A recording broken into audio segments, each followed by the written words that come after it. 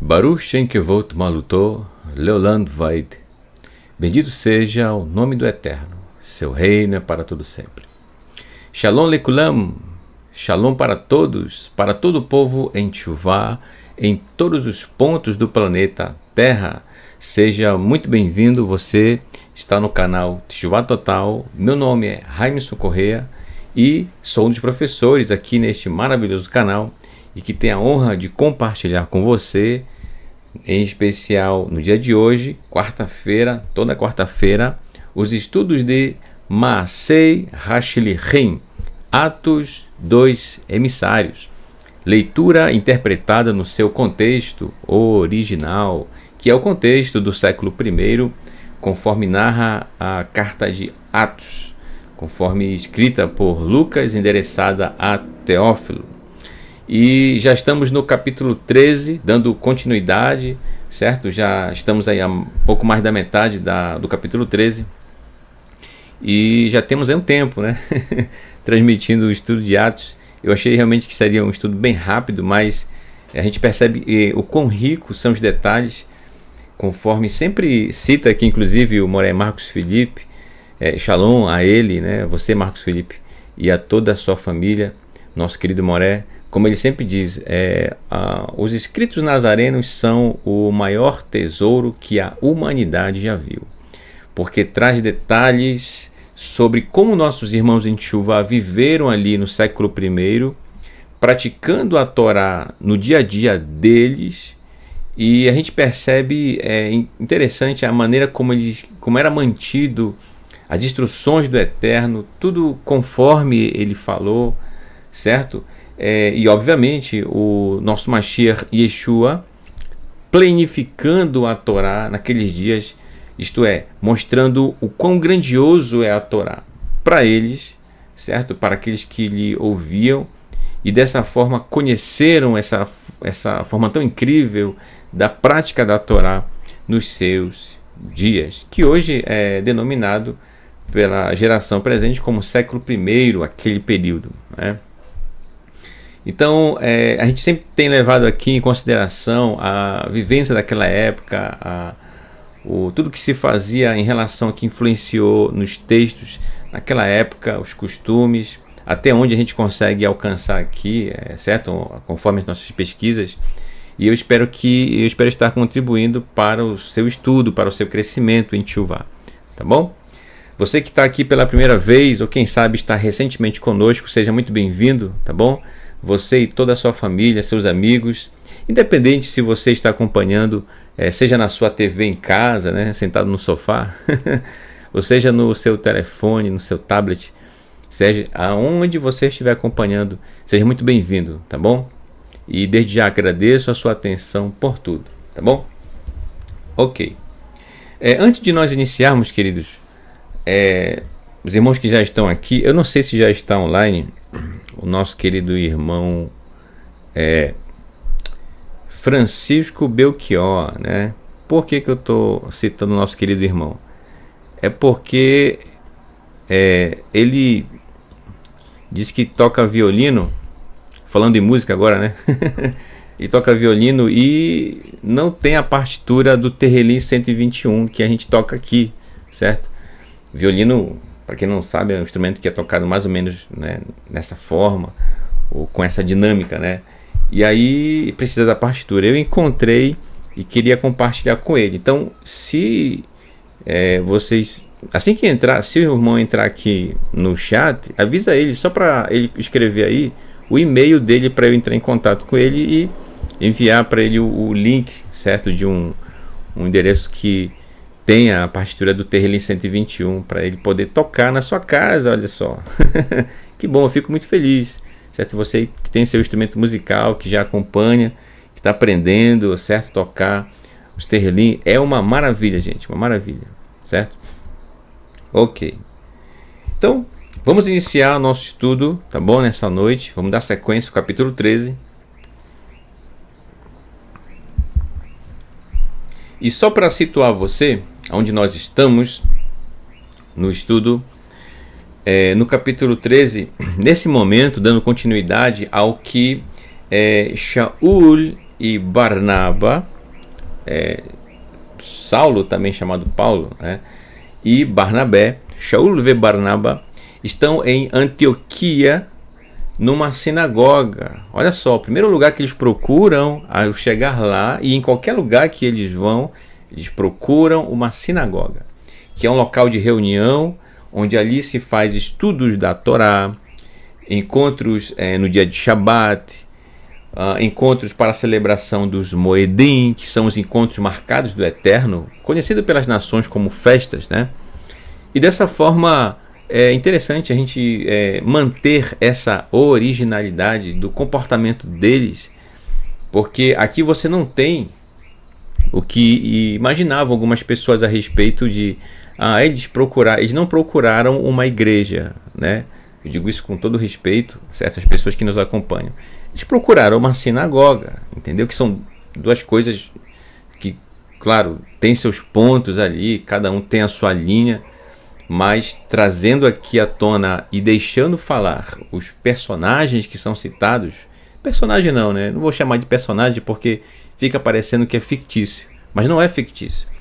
Eu diria deixar falar as pessoas daquela época com seu devido contexto, tá bom? Então eles foram à sinagoga, são judeus natos, pessoas que frequentam sinagoga, que fazem estudos da Torá. E aí o que acontece? Nos estudos anteriores, conforme eu citei, a gente lê os textos, o líder daquela sinagoga em Antioquia, ele concedeu a oportunidade ou para Shaul ou para Barnaba para fazerem um drash, para fazerem um estudo paralelo a, não necessariamente com o mesmo teor dos tópicos, dos assuntos, da porção daquele Shabat que eles estavam, tá? Independente da porção, mas se eles tivessem um assunto para trazer à tona, que trouxesse. E aí Shaul fez um sinal com a mão, dizendo que gostaria de utilizar aquela oportunidade para... E aí ele inicia o seu discurso para os irmãos naquela sinagoga, falando a respeito da Bessorá, que talvez você que está chegando agora conhece como o Evangelho, né? A Bessorá, as boas novas, se refere justamente à Torá apresentada de uma forma plena, grandiosa, incrível, trazida pelo nosso Mashiach Yeshua. É isso que Shaul vai apresentar, ou melhor, já está apresentando, porque já iniciamos a leitura. Então ele faz isso, relembrando, ele faz isso utilizando a história do povo de Israel, relembrando o passo a passo. Ele fala de pontos, dos principais pontos que para ele no momento é mais interessante citar, certo? E agora ele vai continuar, tá bom? Então a nossa leitura aqui, ela vai seguir exatamente essa ordem. Mas antes de nós iniciarmos o texto agora, nesse momento, eu convido você para, antes disso, para nós verificarmos dois versículos apenas do nosso estudo anterior, porque tem um detalhe lá muito importante que a gente acabou não citando e que vale muito a pena a gente poder precisar voltar a esses dois versículos, tá bom? E aí a gente segue caminho, tá bom? Pronto. Então, Atos capítulo 13, verso 22, diz assim: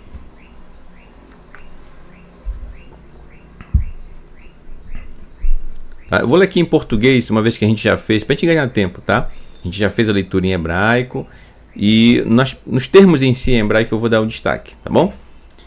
Então, no verso 22, capítulo 13: e depois de Elohim afastá-lo do reinado, está falando de Shaul, levantou David por rei sobre eles, o qual disse a respeito dele, e nós testemunhamos.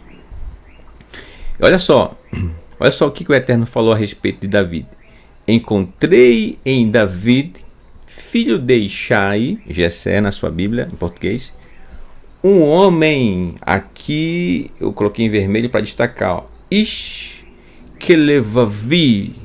ish klevavi, um homem conforme o meu coração, em hebraico, tá certo?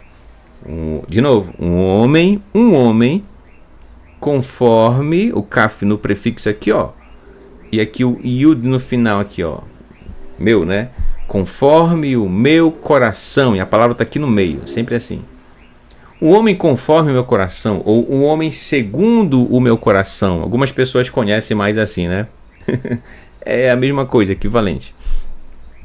Que todos os meus anseios, os meus desejos, planificará, ou completará, terminará, certo? Fará. Então, olha que interessante, porque ele cita Davi, faz questão de chamá-lo de um homem conforme meu coração, isto é, Davi, apesar dos erros que cometeu, assim como o ser humano em si está suscetível a erros, a tropeços, Davi da mesma forma.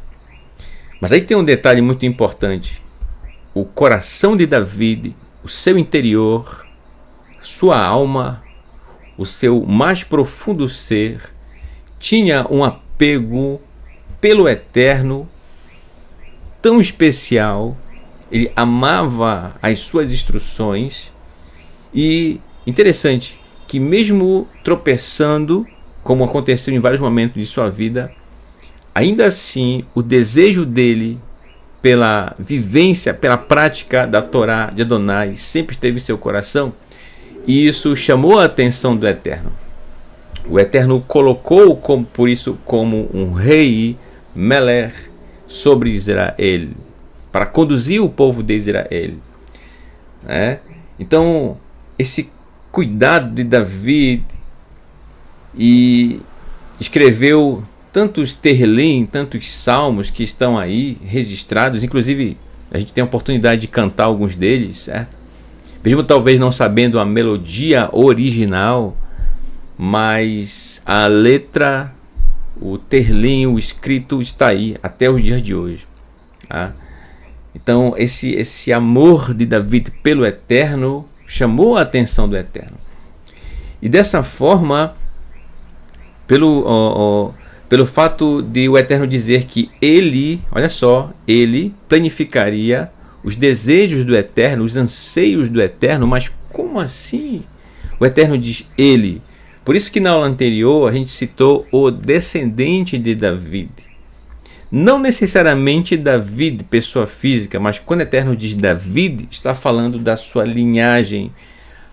Haveria um de vir, e veio, na linhagem de Davi, da semente de Davi. E aí vem o verso 23, que tornaria possível isso que o Eterno disse de Davi sobre planificar os seus anseios, seus desejos, né? Aí o verso 23, de sua semente, de quem? Que semente de quem? De Davi, é o contexto. De sua semente trouxe o Elohim, conforme sua palavra, sua promessa, que devarou Yeshua para Israel por salvação. Então, olha só, gente, é por isso que na aula anterior eu fiz questão de apresentar o GIF, um pequeno vídeo, né? Falando que essa zerá aqui, ó, a raiz da palavra, né, tá flexionada, mizarro, de sua semente, da semente de Davi. Aqui no meio a palavra zerá, semente. Essa semente, gente, é justamente aqui. Aí vale a pena colocar novamente aqui a animação. Ó, tá vendo aqui? Claro, né? O sistema computacional permite a gente fazer essas animações. Não foi eu que fiz isso, mas está disponível, né, na internet. A gente trouxe aqui para o nosso estudo. Então, gente, essa é a semente que eu comentei na aula anterior, que é justamente o espermatozoide, que é a semente mesmo.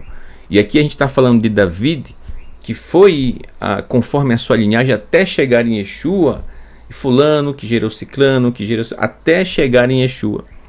Então, quando o Eterno fala de Davi, dizendo que ele era segundo o seu coração, essa forma tão especial de Davi de amar o Eterno, amar a sua Torá, olha só, foi transmitida de geração em geração, e essa parte frontal aqui, ó, do espermatozoide é o que conduz na sua estrutura molecular as características desse homem que transmite isso para as suas futuras gerações. É óbvio que algumas pessoas das futuras gerações terão determinadas características e outras não terão aquela característica. Contudo, quando se chega em Yeshua, Yeshua herda de seu pai, David, esse carinho, esse amor tão especial pelo Eterno, entende? Por isso essa linha que liga David a Yeshua e vice-versa, entendeu? Então esse amor foi transmitido sim de geração em geração, e foi a semente de David que foi sendo transmitida, ok? Seus filhos, seus netos, essa característica foi passando. E não é estranho a gente falar sobre isso, gente, tá? Não ache tão estranho não. Por exemplo, eu vou citar aqui. Pronto. Sabe quando...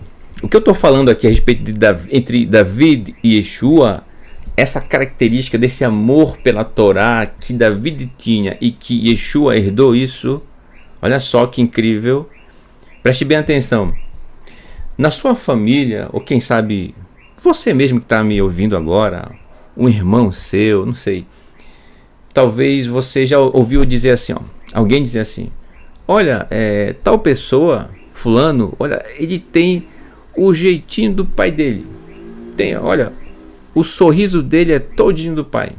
Ou então pode ser um comportamento, né? Olha, a tal pessoa ali, o fulano, esse jeito dele de fazer isso, de gostar de mais disso do que daquilo, de fazer assim, é todinho o pai dele. Já ouviu isso? Sempre tem uma característica. E é óbvio que algum filho ele vai herdar essa característica. Por quê? Porque ele é parte da estrutura molecular, biológica do seu pai. Então, naturalmente, esse filho vai herdar características de seu pai e também de sua mãe, é óbvio, né? Mas como eu estou falando do pai, aí eu estou evidenciando aqui, citando David, né, em relação a Yeshua, entende? Então, é natural a gente, quando olha para Yeshua nos textos, e perceber ali o comportamento muito semelhante ao de David, seu pai. Mas olha só, irmão Raims, quantas gerações separam Yeshua de David? Aí você vai conferir lá na genealogia, em Lucas, né, de David até chegar em Yeshua, tá certo? Então você vai perceber ali como é incrível, são 14 gerações, né? E você vai perceber como é incrível, como é mantida essa característica ao longo das gerações até chegar em Yeshua. Ele herda essa característica de seu pai David. Não é à toa que o cego em Jericó, que foi curado por Yeshua, ele clamava, né? Ele chamava por Yeshua dizendo: Yeshua ben David, filho de David, tem compaixão de mim. Isto é, para aquele homem era muito comum ter a noção de que Yeshua, a forma como ele se comportava era muito semelhante à de seu pai David. Quando eu digo pai, gente, o seu antepassado, tá? O seu antepassado, David. Ok? Yeshua tinha características físicas e comportamentais de Yosef, é óbvio, pai dele. Agora, além disso, tinha também de seu antepassado, de seu pai, David, Hameler, o rei David. Entendeu? Então, eu espero que isso fique muito bem claro, porque se o nosso Mashiach, se ele não tivesse herdado essa característica de seu pai, David, então não seria Mashiach, entendeu? Então, realmente, ele é descendente de David, que ninguém tenha dúvida disso, tá? E é justamente pelo fato de Yeshua ser da linhagem de David, é por isso que Yeshua é da tribo de Yehuda, de Judá. Então, se ele não veio de semente nenhuma, então Yeshua não seria de tribo nenhuma, né? E aí, como é que ficaria isso? Complicado, né? Entendeu? Mas é isso que eu queria deixar bem claro, esse detalhe muito importante, interessante, a respeito do que diz aqui, tá bom? E para finalizar, o verso 23, quando diz assim, Vezerro Havi Haelohim Kidivaro et Yeshua la Israel le Moshiach. E de sua semente trouxe o Elohim com sua palavra, conforme sua palavra, sua promessa, Yeshua para Israel por salvação, certo? Por que Yeshua é a salvação? Olha só, é a salvação, que inclusive é o significado da palavra Yeshua ou Yeshua, né?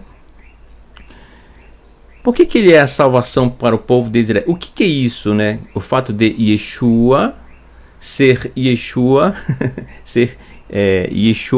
né? Para Israel, salvação. Como é que Yeshua é salvação para Israel?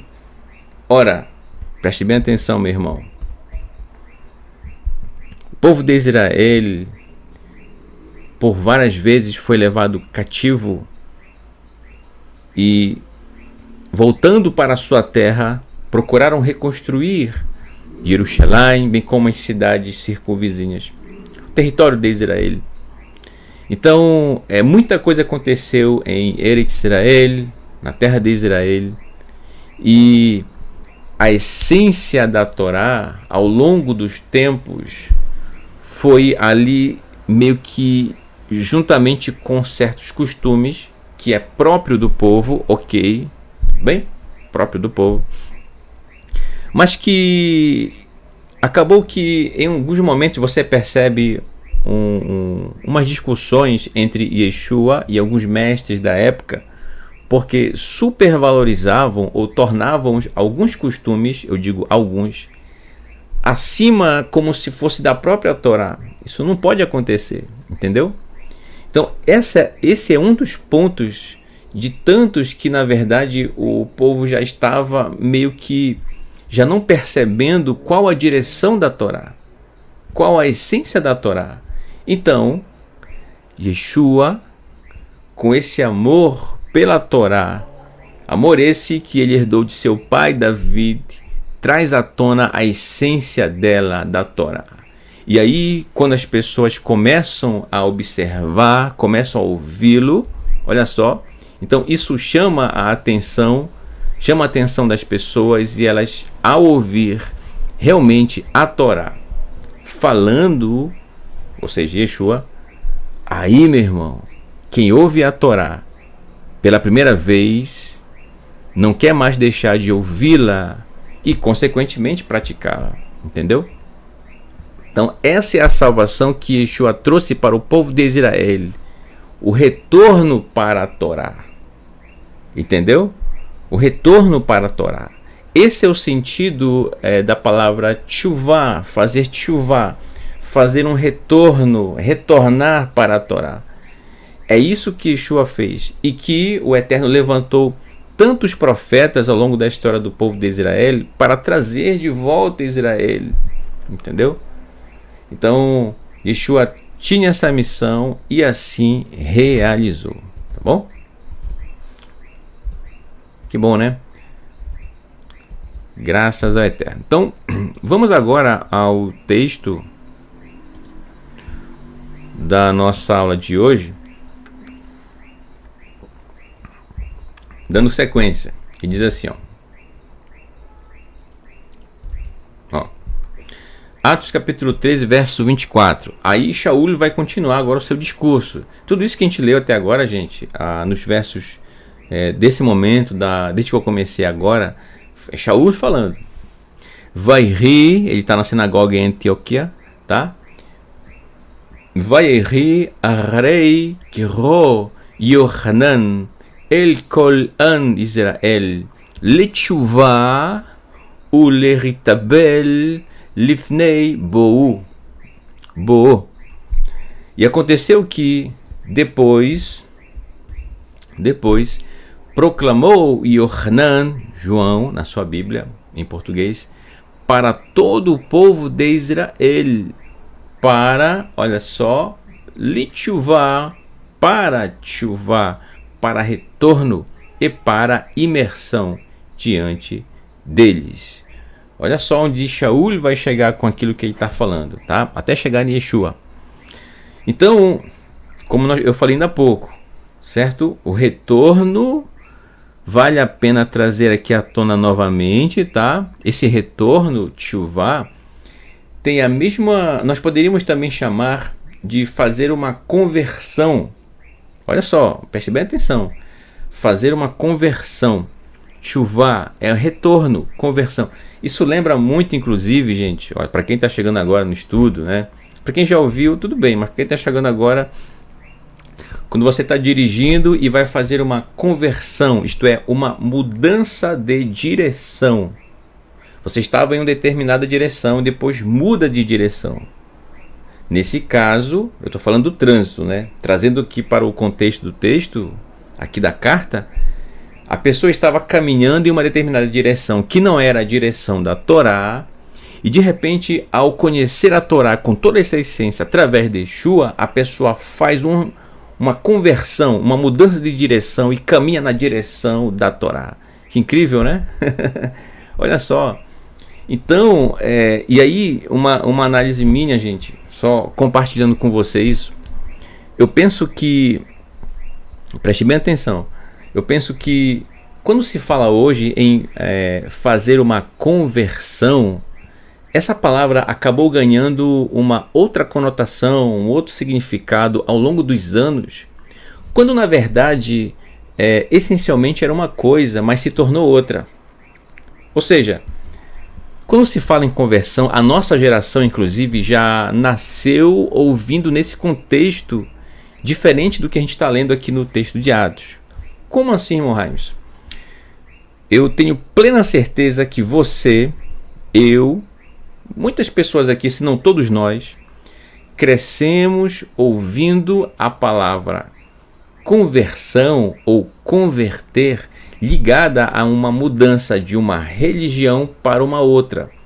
Ou então uma pessoa que não tinha religião nenhuma e agora passou a fazer parte de uma religião ou uma denominação religiosa, que seja, entendeu? Então a palavra conversão estava muito ligada para a nossa geração à ideia de religião, algo que o Eterno não criou isso não foi criação do Eterno. O ser humano é quem fez as religiões, os segmentos, as vertentes disso e daquilo. O que o Eterno ele criou e nos presenteou foi a sua Torá e ponto final, entendeu? Ok. Então as pessoas se reúnem para celebrar os encontros marcados do Eterno para estudar a Torá. Ok, isso é uma maravilha. Como acontecia, como por exemplo na sinagoga que a gente viu aqui no texto de Atos, entendeu? Então voltando aqui, a nossa geração cresceu ouvindo a palavra conversão ligada a uma mudança de denominação religiosa, quando na verdade, biblicamente falando, gente, não tem nada a ver com isso, tá? Fazer uma conversão, aí eu vou trazer aqui o texto novamente. Fazer uma conversão é a mesma coisa que fazer um retorno, é fazer tshuvá, é voltar, converter, mudança de direção para sair da direção do caminho distante da Torá e agora caminhando na direção da Torá pelo fato de converter, fazer uma conversão. Você mudou de direção. A sua direção antes desse momento era longe da Torá. Mas agora como você mudou de direção e agora você caminha na direção da Torá. Caminha na direção certa. Entendeu? É isso.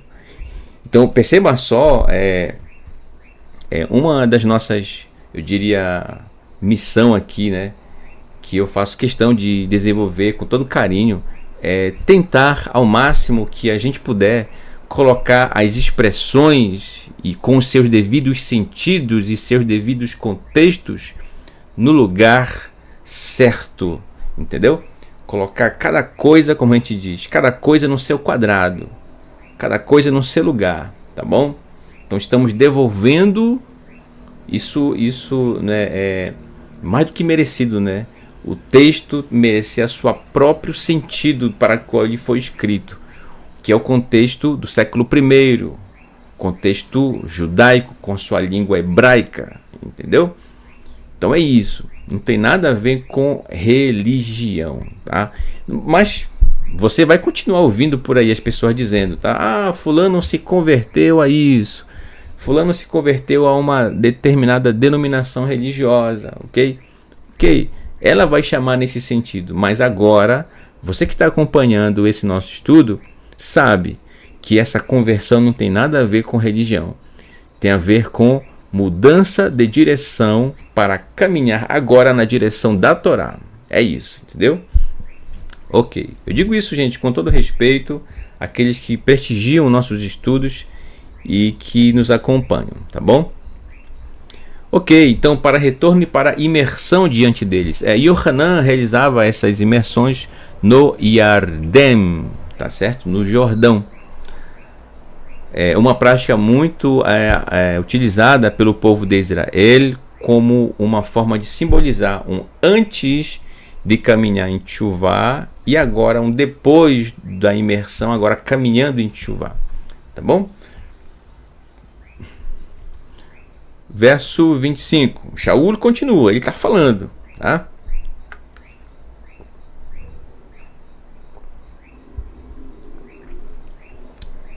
E aí, para não... Deixa eu só ajustar aqui. Acabou não vindo com a animação, né? Para não tirar sua atenção aqui. Deixa eu só inserir aqui. Pronto. As animações. Senão você vai ver vários textos ao mesmo tempo. Agora sim. Pronto. Verso 25. Ukhalot Yohanan et merutzato. E ao concluir Yohanan o seu trabalho, Amar disse. Olha só. Esse ma aqui, gente, é uma pergunta, tá? Toda vez que você vê aqui ma seguindo de makef, tá? Ou makaf, sugere uma pergunta. Uma tirashvum alav mi ani lo ani hu ki hne arei vehu asher kaloti merater lo seror nealav asher beraglav. E ao concluir Yohanan seu trabalho, disse, olha só o que ele falou. Isso Shaul está dizendo para os irmãos na sinagoga, no seu drash, né? O que vocês pensam sobre mim? Fala de Yohanan. O que vocês pensam sobre mim? Quem sou eu? Né? Ele falou isso para os seus talmid, seus discípulos. Quem sou eu? E aí o próprio Yohanan responde, não sou ele, isto é, eu não sou Mashiach. Eu não sou Mashiach, que talvez alguém pode estar pensando que eu seja, né? Não sou ele, pois eis que virá outro depois de mim, e minha insignificância, olha só, gente, aqui, por favor, não vá pensar que nós estamos rebaixando Yohanan, muito pelo contrário, né? Yohanan, um grande homem na sua época, que com grande coragem, com autoridade, porque praticava a Torá, com autoridade anunciou a mensagem de Teshuvá para que retornassem para o Eterno. Quando ele diz a minha insignificância, está demonstrando a sua humildade diante do Mashiach que viria após ele. Tá? Então viria outro depois de mim, e minha insignificância não desamarra a correia de suas sandálias em seus pés. Que humildade é essa? Entende? E olha que Yohanan, João aqui, ele é filho de um dos Coanim, filho de Zechariah, filho de Zacarias.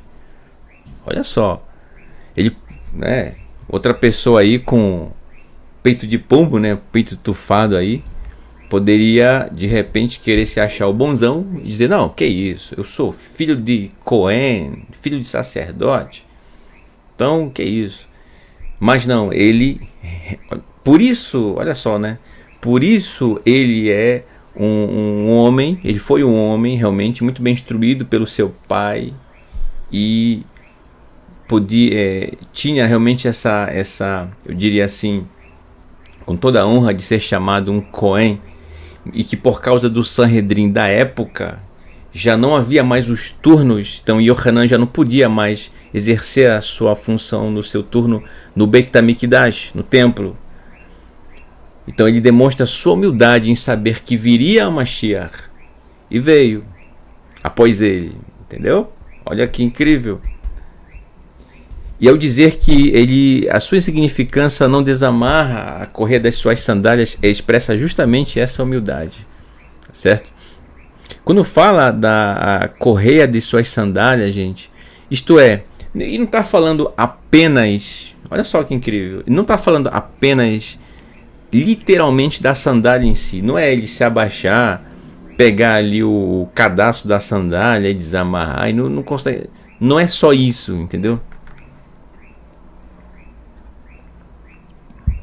Tem muito mais aqui, gente. Deixa eu sublinhar aqui, ó. Vou marcar com marca-texto logo. Não desamarra as correias da sandália de seus pés. Isto é, o que Yohanan quer dizer com isso? Yohanan está dizendo que quando fala pés, gente, está falando dos caminhos, a forma de caminhar, a forma de conduzir a sua vida em relação à Torá. Yohanan está dizendo que o Mashiach, que viria após ele, a prática da Torá, o amor pela Torá, essa atenção, esse carinho tão grande pela Torá, estaria nos pés do Mashiach, isto é, nos seus caminhos. Em outras palavras, Yohanan está dizendo: vocês acham que eu sou um grande tzadik pelas coisas que eu faço, pelo meu modo de viver? Vocês acham que eu sou um tzadik? Né? Yohanan, eu estou interpretando aqui, tá, gente? Não está escrito que Yohanan falou isso. Mas quando ele diz isso a respeito das sandálias, que ele não é digno, a sua insignificância, usando assim a tradução, não é digna de desamarrar as sandálias dos pés do Mashiach que viria, Yeshua. Então a gente entende que seria como se fosse assim, né? Da forma como eu estou citando. Vocês acham que pelo fato de eu ser um tzadik, vocês me veem como um tzadik, vocês acham que eu sou Mashiach? Não.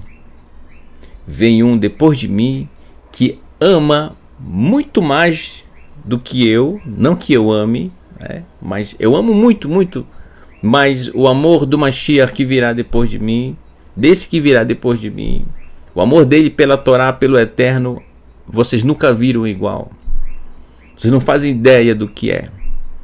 Entendeu? Então quando fala de pés, está falando da forma de caminhar, das suas veredas, o modo de praticar a Torá no seu dia a dia. Então é muito mais do que simplesmente o objeto sandália.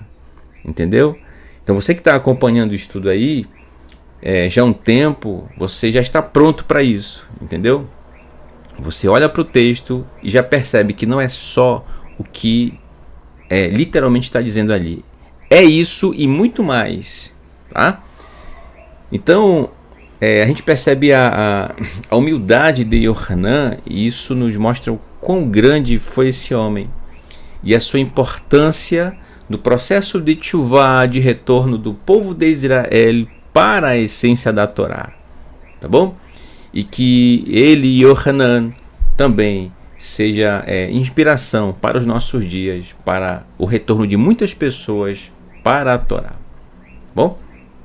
A sua humildade, tá certo? Verso 26.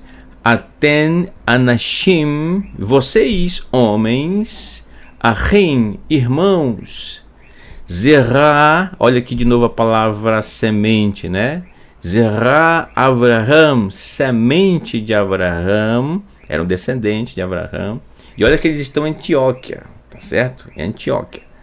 Vehol irei Elohim hanimitzim betokachem eleinu devar haishua hazot shaloach. Então olha, vocês homens, irmãos, semente de Avraham, e todos tementes a Elohim, que se encontram no meio de vocês. Olha aí, presta atenção agora. Eleinu, para nós. Para nós. E aquilo que eu falei desde o início, gente, do estudo, tá? A carta, ela tem um autor e ela foi escrita para um destinatário, tá? Quando a gente vai ler uma carta, qualquer carta que seja dos escritos nazarenos, preste bem atenção, ela tem um destinatário. Então não fique tomando tudo que você vê ali na carta como se fosse escrito para você. E aí é por isso que vai acontecer alguns absurdos nos dias de hoje, em determinados, nos vários segmentos que seja, de achar que não, mas está escrito, o Eterno falou. Mas como é? O Eterno falou. Quem escreveu foi Lucas, obviamente baseado na Torá. Ele está escrevendo isso para Teófilo. E aí esta maravilhosa carta chega à nossa geração e a pessoa diz, não, mas eu tenho que fazer assim porque está escrito assim. Contexto, entende? Então, existem duas coisas aqui, gente, tá? Olha só, existem pessoas que realmente têm pouca instrução, no sentido de pouca leitura. Tem pessoas que elas leem e acham realmente que foi escrita para elas, entende? Mas as pessoas que já têm um certo grau de instrução, já compreende melhor, leem um texto e conseguem interpretar aquele texto, não tem por que achar que a carta foi escrita para essa pessoa que está lendo, né, da nossa geração aqui nos dias de hoje, entendeu? Não faz sentido. Então, ainda bem que Lucas escreveu dessa forma, dizendo para nós, como a gente observa no texto, para nós foi enviada esta palavra de salvação, Dvar Haishua, palavra de salvação ou palavra de libertação, entendeu? Ora, o que é a palavra de salvação? A Torá, obviamente, somente para o povo de Israel, Mohamed? Não, para todas as pessoas de todo o mundo, de todo o planeta, porque é a instrução do Eterno, entendeu? Mas quando ele especifica aqui, ó, dizendo para nós e Yehudim, ele está falando agora para as pessoas que estão diante dele, seus irmãos Yehudim, seus irmãos judeus. Ele traz aqui para casa, né? Para a nação, para o povo, para nós. Obviamente lá entre eles haviam pessoas que não eram judeus, porque naquela época conviviam judeus e não judeus na sinagoga, estudando as porções semanais e celebrando os moedim. Entendeu? Para nós foi enviada esta palavra de salvação, de libertação. Verso 27. Ki raish vim birushalayim uraisherem Ya'am asher lo yadiu oto ve'et divrei haniviim hanikraim midei Shabbat beshabato milu otam bemishpatah asher shfatuhu. Pois os habitantes em Jerusalém, e seus cabeças e seus líderes, olha só, testificam que não reconheceram ou que não consideraram ele quem? Yeshua. E as palavras dos profetas, lidas suficientemente de Shabat em Shabat. Gente, o que é a palavra dos profetas lida no Shabat? Vou colocar aqui em tela cheia. O que é a palavra dos profetas lidas em dia de Shabat? Como é que é chamado? Haftarah. Haftarah. Entendeu? Então você vai ver na tradução em português a palavra dos profetas lida em dia de Shabat. E aí você, como leitor, já deve saber, se refere a Haftarah. Isto é a parte nos profetas referente à porção da semana que é lida naquele Shabat. Tá? É isso. Então olha só uma característica judaica essencial, fundamental, raiz em Atos dos Emissários. Incrível, né? Isso não pode passar em branco, não pode passar desapercebido, tá? Então, olha só o quão judaico. Aí eu vou me referir ao texto, os textos, os livros, as cartas todas. O quão judaico é a Bíblia. Repito, a Bíblia é um livro judaico. Sempre foi, é e sempre será um livro judaico. Não, mas eu pensei que era um livro de tal segmento, de tal coisa. Não é, não. É isso, meu irmão. Doa quem doer. Tá? Eu estou sendo sincero com você. A Bíblia é um livro judaico. Tá? Tanar vê escritos nazarenos.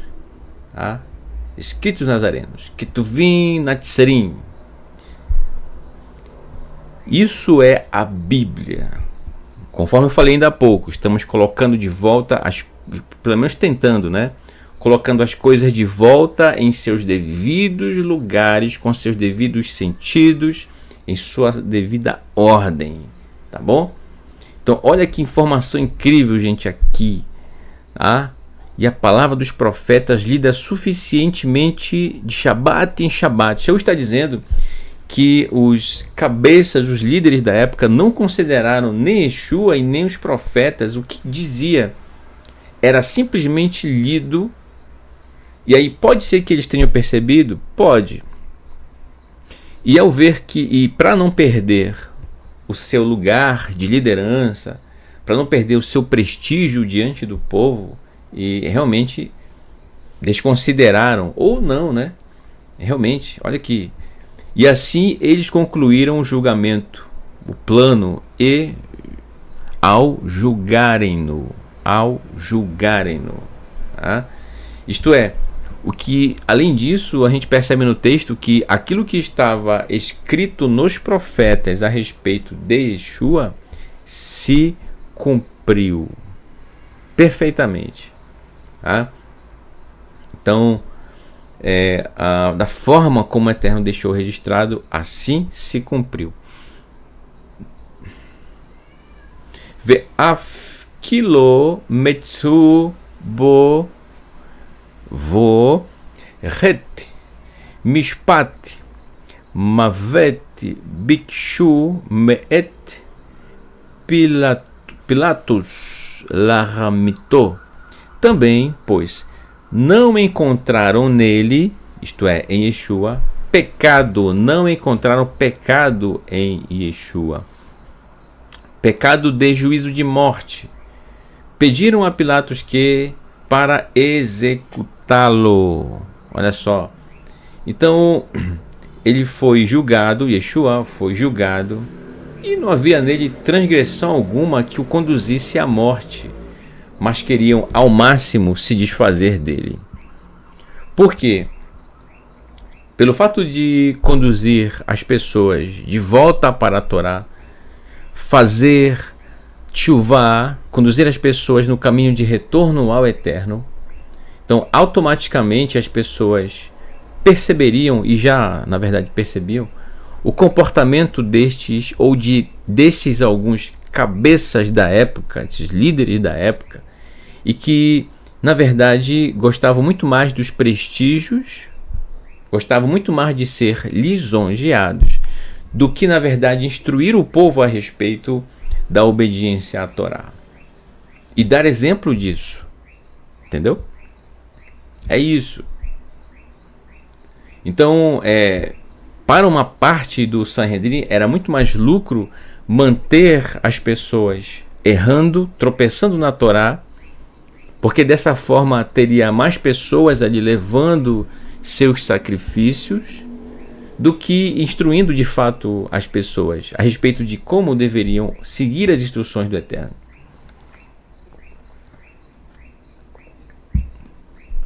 Verso 29. Kivatsam et hakol asher katuv alav horiduhu me'al ha'etz vaishkivuhu bakaver. Ao concluírem tudo que estava escrito sobre ele, isto é, sobre Yeshua, desceram-no de sobre o madeiro. Olha aqui, ha'etz, a árvore. A rigor, a palavra etz significa árvore. Eu poderia traduzir aqui como árvore, tá? Mas eu coloquei aqui madeiro porque sugere justamente a chamada estaca de execução, ao qual a pena máxima que Roma aplicava era justamente a pendurar o condenado em uma estaca. Ele era pregado lá mesmo e colocado nas vias principais da cidade para servir de exemplo para outras pessoas, para que não tivesse o mesmo comportamento daquela pessoa que havia sido condenada, entendeu? Que servisse como exemplo. Então, como diz aqui, tudo isso Shaul é quem está dizendo, gente, lembrando, tá? Desceram-lhe de sobre o madeiro e o deitaram em um túmulo. Bom? Seguindo. Aí, novamente, né, como a gente já falou outras vezes, aqui você não vai encontrar a palavra cruz. Desceram-no de sobre a cruz. Não, cruz é uma palavra que vai aparecer muito tempo depois dos textos, lá pelo século IV. Nós estamos falando aqui do século I, tá bom? Não existe cruz aqui. Vai ser introduzida por Constantino, século IV, bem tempo depois. E que ganhou, essa palavra cruz ganhou notoriedade e chegou até os nossos dias, tá? Então é isso, mas aqui é madeiro, tá? Etz, madeiro. Etz, árvore, que significa madeiro, tá? Estaca de execução. Verso 30. Ve ha-Elohim hakimo mein hametim. E Elohim o levantou. Olha só, hakimu vem de kum, levantar. Hakimo o levantou, ou levantou ele, né? Quem? Yeshua. Elohim o levantou dos mortos. Gente, aqui também, eu não sei se talvez na vida de algumas pessoas isso é, digamos, como é que eu poderia dizer? É um mito, né? De certa forma. Calma, deixa eu falar, né? O que você vai falar, irmão? A respeito da ressurreição de Yeshua? Não, ele ressuscitou, ok? Imagina. Mas o que eu estou falando é isso aqui, ó. Que o eterno Elohim foi quem levantou Yeshua dos mortos. Isso poucas pessoas e tem prestado atenção, mas isso tem mudado nos nossos dias, graças ao Eterno. Porque ainda muitas pessoas acreditam que ele, Yeshua, ele se auto-ressuscitou. Gente, ele morreu, ele foi morto, tá? Ele literalmente foi morto. Contudo, 3 dias após a sua morte, o Eterno devolveu a ele, Yeshua, o fôlego de vida. Detalhe, foi uma ressurreição da primeira, da que muitos terão. A forma como ele foi ressuscitado, a maneira, a estrutura daquilo que é interessante, porque Yeshua, como é apresentado em vários textos, nos escritos nazarenos, ele apareceu a muitas pessoas. A gente vai encontrar isso, inclusive, no próprio texto, na sequência. A gente vai encontrar isso na própria sequência do próximo texto. Então ele apareceu a muitas pessoas, simplesmente aparecia no meio dos irmãos, certo? Se apresentava diante deles. E não só isso, se alimentou juntamente com eles. Interessante a gente observar isso, né? Então a forma em que ele foi ressuscitado não é a mesma forma como, por exemplo, a filha de Jair, Jairo, foi ressuscitada. Não é a mesma forma, certo? Aquele filho de uma certa mulher que ela só tinha o seu filho, já não tinha mais marido, não tinha outros filhos, só tinha o seu filho. E Yeshua, pelo poder do Eterno, aquele garoto veio a ser ressuscitado pelo Eterno através de Yeshua, estava ali. A ressurreição de Yeshua também não foi igual desse rapaz, foi diferente, entendeu? E eu digo de novo, o Eterno foi quem o ressuscitou. Olha só, entendeu?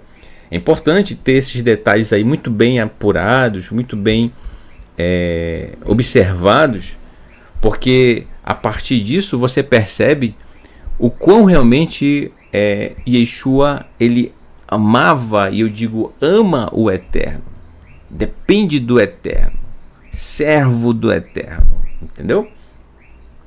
Verso 31, olha o que vai dizer aqui, ó. Vehu, e ele, Yamin Rabin, Niglo, Nigla, El Asher Alo, Imo, Meragalilil, Lerushalayim, Veasher, Ata, Kiom, Hem, Edin, Lo, Neged, Raam. E ele se levantou, aparecendo por muitos dias para os que iam com ele para Galil, isto é, para a Galileia, ou melhor, da Galileia, da Galil, para Jerusalém, e que agora eles são, olha só, testemunhas dele diante do povo. Baruch Hashem, ele ressuscitou. Inclusive tem um vídeo do Moré Marcos Felipe em Israel, e que apresenta, como sempre nas suas viagens, só ficou o túmulo, né, onde nosso Mashiach ficou ali sepultado 3 dias apenas. O Eterno o ressuscitou. Tá? Então apareceu a muitas pessoas e por muitos dias, ainda 40 dias, e os seus irmãos, né, pessoas com quem ele conviveu durante muito tempo, pessoas que com ele celebraram os Moedim, os encontros marcados do Eterno, celebravam o Shabat juntos, estudavam as porções. Olha só que incrível, né? Nessas peregrinações que saíam da Galil até Jerusalém, como por exemplo, vamos colocar aqui Shavuot, por exemplo. Vamos celebrar Shavuot, que inclusive é apresentado no capítulo 2 de Atos, né? Também Yeshua, ao longo desses 33 anos, certo? Por várias vezes foi a Jerusalém celebrar Shavuot, Pesach. Falando em Pesach, certo? Por favor, não pense que Yeshua nunca celebrou Pesach. Não, celebrou, claro, celebrou Pesach. Imagina, 33 anos, um judeu nunca celebrou Pesach? Sim, celebrou. Tá bom? Que isso? Bem como todos os Moedim, Hanukkah também, certo? Hanukkah, no caso, não é um Moed, né? É uma celebração que é tradição em Israel, e Yeshua também celebrou, tá certo? Enfim, Pesach, Sukkot, todas elas, tá? Yom HaKippurim, tá? Celebrou e apareceu a todos estes irmãos, e com eles deu as últimas instruções. E depois que ele foi assunto ao Marom, então agora essas pessoas são testemunhas, Edim, vem de Edim, né? Testemunhas dele diante do povo. Então, gente, muitas pessoas dos nossos irmãos em Teshuvá, por serem testemunhas oculares, aqui ó, testemunhas, Edim, perderam suas vidas pelo fato de não negarem Yeshua. E aí eu vou dizer para você, meu irmão, Talvez você tenha ouvido isso. Eu vou te dizer uma coisa aqui, ó. Talvez você tenha ouvido isso durante muito tempo ao longo de sua vida. O que é negar Yeshua? Negar Yeshua no contexto bíblico e em particular aqui no texto de Atos seria para os nossos irmãos da época. Negar ele significa dizer que o Eterno não o havia ressuscitado.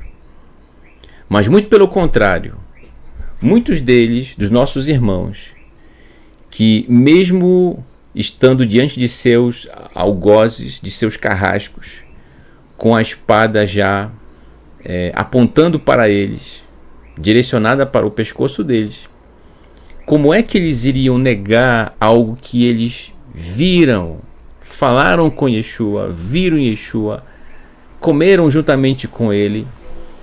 Não tem como negar, entende? Por isso eles foram testemunhas.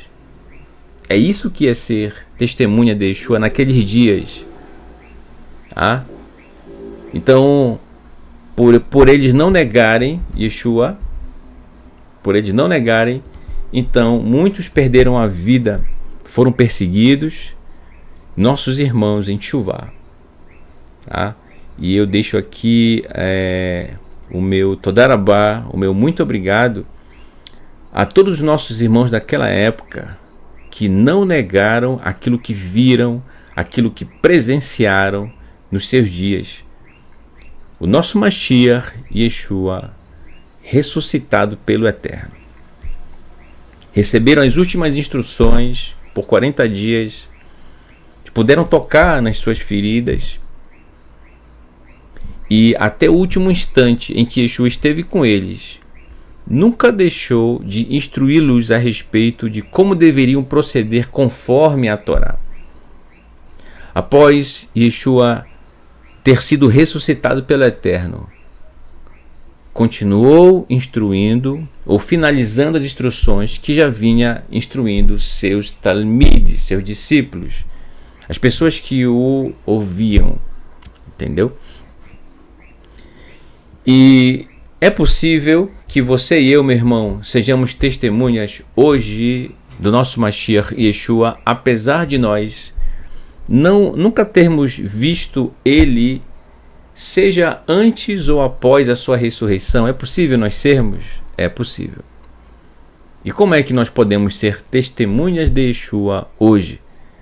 É quando nós praticamos a Torá da forma como ele nos ensina a obedecê-la. Entendeu?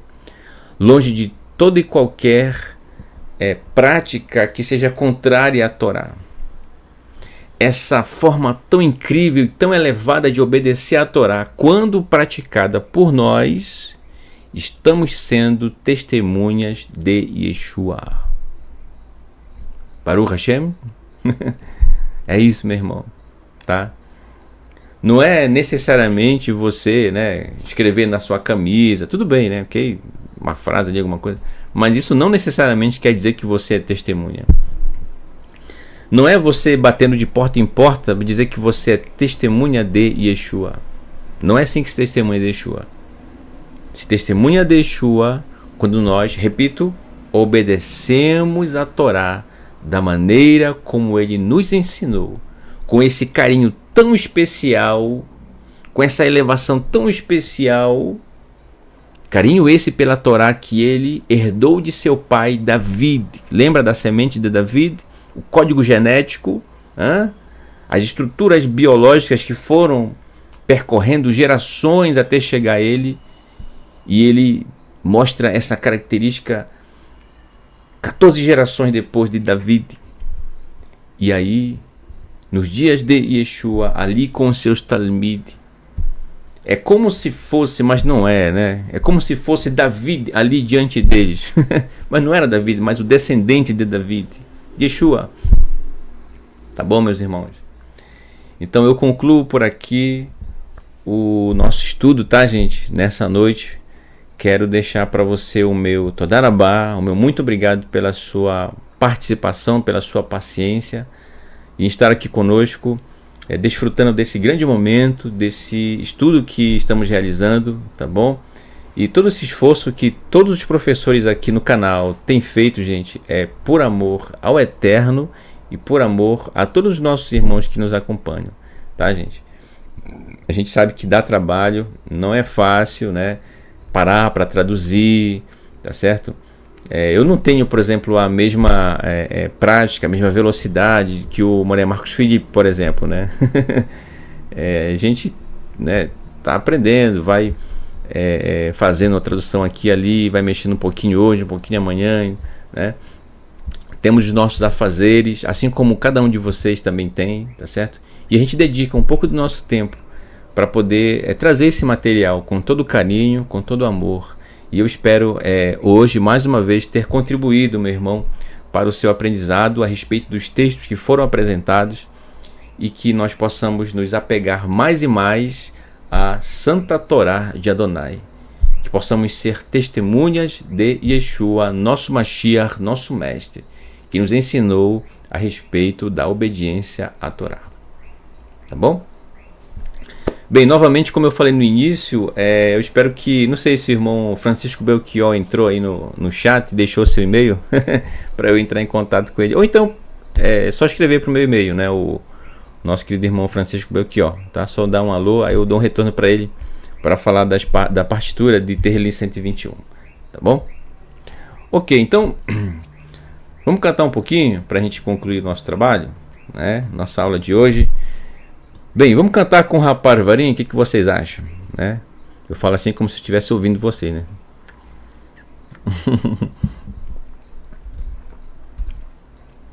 Então, vamos aqui.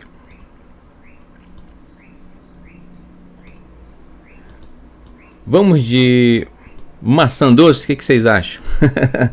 Maçã doce, Matocatapua, maçã doce, né? Vamos aí um ritmo mais abrasileirado, né? Uma versão tocada, né? De uma música muito famosa brasileira, tocada pela dupla Rapar Varim, com a letra adaptada ao contexto israelense. Maçã doce, em hebraico, Matocatapua. Então, novamente o meu Todarabá a você e toda a sua família, que o Eterno vos abençoe sempre, sempre. Laila Tov, uma boa noite, Veshavua Tov e uma boa semana. Lehitraot, até logo.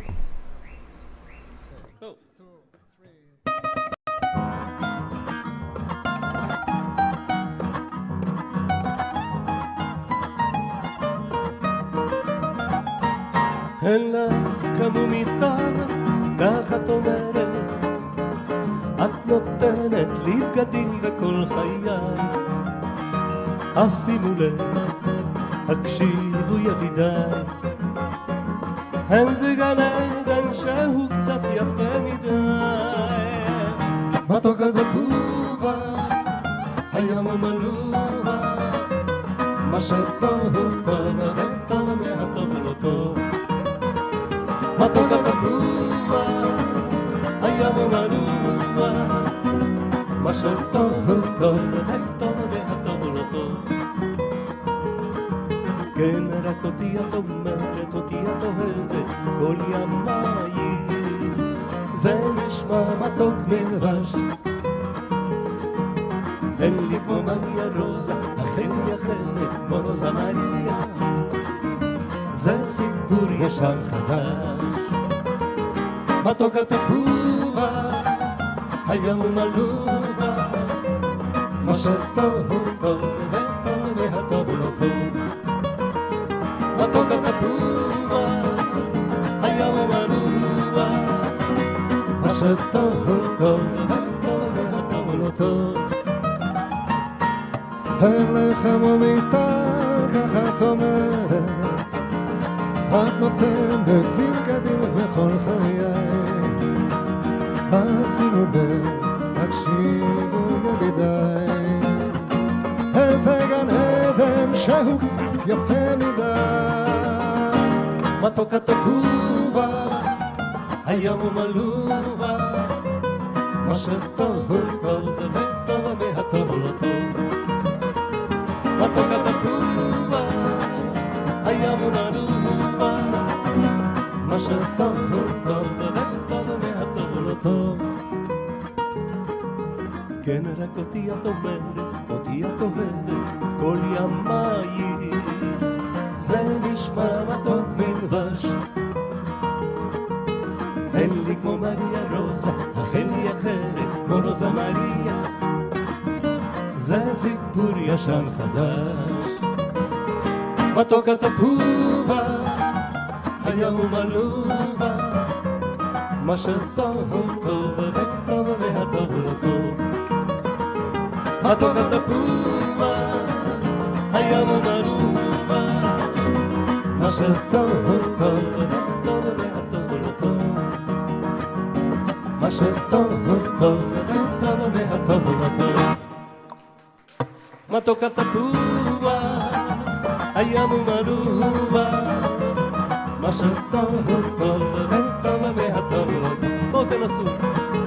מתוק התפובה, הים הוא מרובה, מה שטוב הוא טוב וטוב והטוב לא טוב. מה שטוב הוא טוב וטוב והטוב לא טוב. מה שטוב הוא טוב וטוב והטוב לא טוב.